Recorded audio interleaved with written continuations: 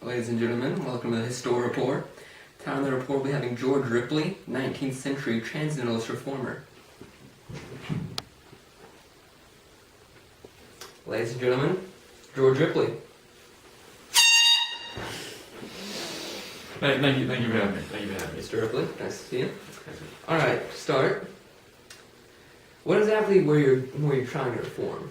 Well, I was trying to reform religious thought to a more transcendentalist point of view. Alright, interesting. How'd you go about that? How'd you go about reforming? Well, I left the Unitarian Church to form the Brook Farm Transcendentalist Commune. So, how successful were you with this Brooks Farm, this venture?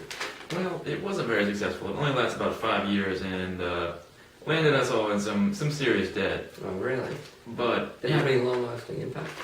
It did pave the way for the future use of transcendentalist ideals, such as the pacifistic civil disobedience, as was used by Martin Luther King and Gandhi. Oh, very significant. So, Mr. Ripley, there was many reform movements going on in the mid-19th century here. What were the main reform movements going on?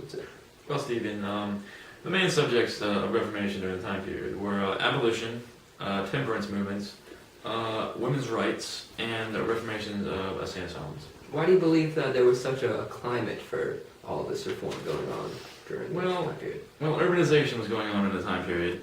People are close together. They're going to share their ideas with each other. That's true. Yeah, and industrialization is also going on, which leads to competition in the workplace and individuals seeking out higher moral standards for themselves. All right, so Mr. Ripley, what was the vision of these reformers in the mid-19th century?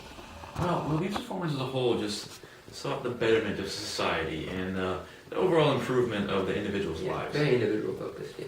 What was the total successes of all these reform movements, the goals that they achieved? Well, the drinking rates were decreased due to the temperance movement. Very successful.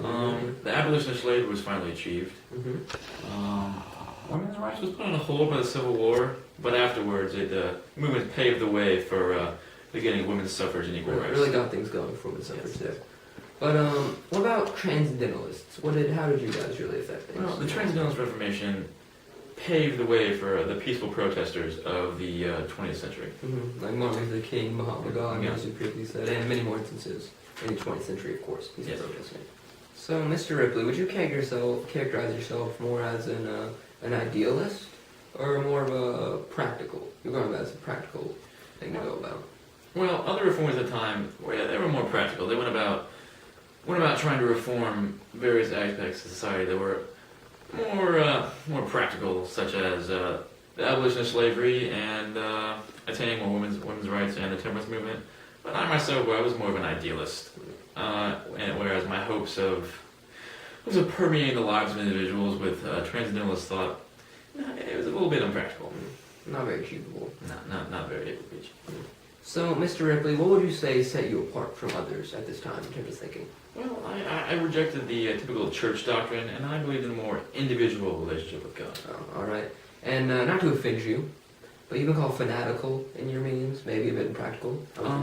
This is true. I abandoned my position as minister of my church, and I did establish my Brook Farms Commune. There you have it, folks. George Ripley, 19th century transcendentalist, founder of Brook Farms, focused on individual thinking, and a prominent man in the reform movement.